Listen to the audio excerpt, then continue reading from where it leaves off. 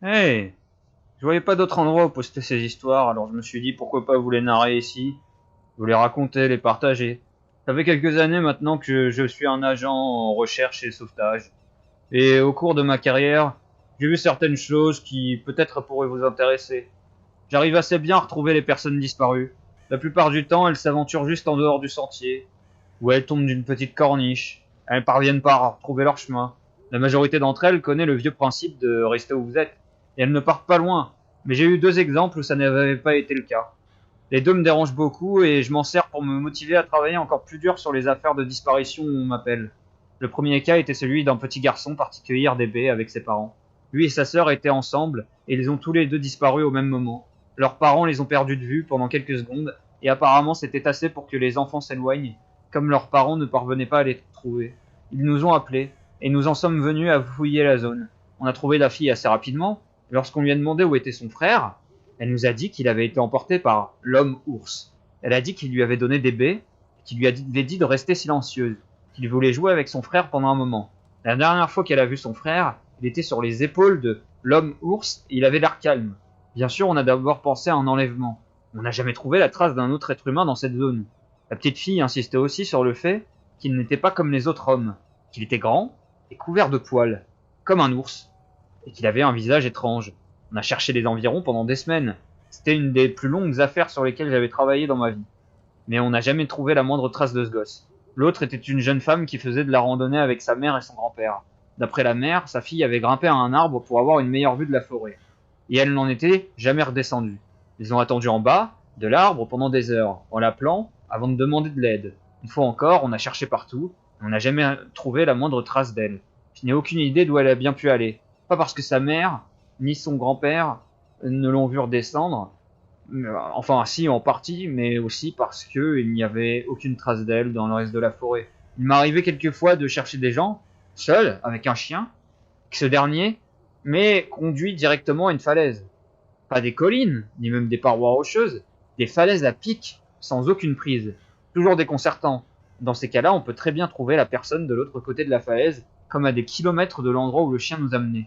Je suis certaine qu'il y a une explication, mais c'est quand même un peu bizarre. Une affaire particulièrement triste impliquait de récupérer un corps, une fillette de 9 ans, qui était tombée dans un talus et s'était empalée sur un arbre mort. C'était un accident insolite, mais je n'oublierai jamais le son qu'a émis la mère lorsqu'on lui a annoncé ce qui s'était passé. Elle a vu le sac mortuaire être chargé dans l'ambulance et elle laissa échapper le hurlement le plus déchirant, le plus marquant que j'ai jamais entendu. C'était comme si sa vie entière s'effondrait autour d'elle et qu'une part d'elle-même était morte avec sa fille. Ce qui était le cas. J'ai appris d'un autre agent SAR qu'elle avait mis fin à ses jours quelques semaines après l'événement. Elle ne pouvait pas vivre avec la perte de sa fille. Je faisais équipe avec un autre agent SAR parce qu'on avait reçu des rapports indiquant la présence d'ours dans la région. On a été à la recherche d'un type qui était parti faire de l'escalade, qui n'était pas revenu à l'heure prévue. On s'est retrouvé à devoir nous-mêmes sérieusement escalader pour atteindre sa position présupposée. On l'a trouvé piégé dans une petite crevasse avec une jambe cassée. C'était pas beau à voir, il était resté là pendant presque 2 jours et sa jambe était très manifestement infectée. On a été capable de le mettre dans un hélicoptère et l'un des médecins m'a dit qu'il était totalement inconsolable. Il n'arrêtait pas de raconter comment il se débrouillait bien et qu'une fois arrivé au sommet, un homme était là. Il disait que le gars n'avait pas d'équipement d'escalade, qu'il portait un parka et un pantalon de ski. Il s'est approché de l'homme et quand ce dernier s'est retourné, notre blessé affirmait qu'il n'avait pas de visage. Il n'y avait juste pas de traits. Il a paniqué et a voulu redescendre de la montagne trop vite. C'est pourquoi il est tombé. Il disait qu'il pouvait entendre l'homme toute la nuit, descendant de la montagne et poussant ces horribles cris étouffés. Cette histoire m'a vraiment dérangé. J'étais contente de ne pas avoir été présente pour entendre ces cris. Une des choses les plus effrayantes qui me soit arrivée s'est produite lors de la recherche d'une jeune femme qui avait été séparée de son groupe de randonnée. On est resté dehors jusqu'à tard le soir parce que les chiens avaient senti son odeur. Lorsqu'on l'a trouvée, elle était roulée en boule sous une grosse bûche pourrie. Il lui manquait ses chaussures et son sac, et elle était manifestement en état de choc. Elle n'était pas blessée, on a pu la ramener à pied à la base des opérations. Le long du chemin, elle n'a pas arrêté de jeter des regards en arrière et de nous demander pourquoi ce grand homme avec les yeux noirs nous suivait. On ne voyait personne, alors on a juste supposé que c'était une sorte de symptôme bizarre lié au choc. Mais plus on se rapprochait de la base, plus elle devenait agitée. Elle ne cessait pas de me demander de lui dire d'arrêter de lui faire des grimaces. À un moment, elle s'est arrêtée et s'est retournée pour crier dans la forêt. disant qu'elle voulait qu'il la laisse tranquille. Elle n'allait pas le suivre, poursuivit-elle, et elle n'allait pas nous donner à lui. On est finalement parvenu à la remettre en marche, mais on a commencé à entendre tous ces sons étranges qui provenaient de partout autour de nous. C'était presque comme des bruits de tout, mais plus rythmés et plus graves. C'était presque comme des insectes. Je ne vois pas vraiment comment le décrire autrement. Une fois en vue de la base, la femme s'est tournée vers moi, et ses yeux étaient aussi écarquillés qu'il me semblait être humainement possible. Elle me toucha l'épaule et dit « Il dit de vous le dire, de vous dépêcher. Il n'aime pas regarder la cicatrice sur votre nuque. J'ai une très petite cicatrice à la base de ma nuque, mais c'est en grande partie caché par mon col, et je n'ai aucune idée de comment cette femme a pu le voir. Juste après qu'elle l'ait dit, j'ai entendu cet étrange trou juste à côté de mon oreille, et j'ai failli sursauter. Je l'ai poussé vers la base, en essayant de cacher à quel point j'avais les jetons.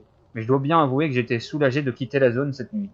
C'est la dernière que je vais raconter, et c'est probablement la plus bizarre que j'ai à offrir pour aujourd'hui.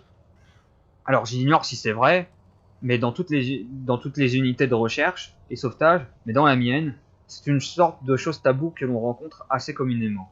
Vous pouvez essayer d'en parler avec d'autres agents SAR, mais même s'ils savent de quoi vous parlez, ils n'en diront probablement rien. Nos supérieurs nous ont ordonné de ne pas en parler, et maintenant on s'y est tellement habitué que ça nous paraît même plus bizarre.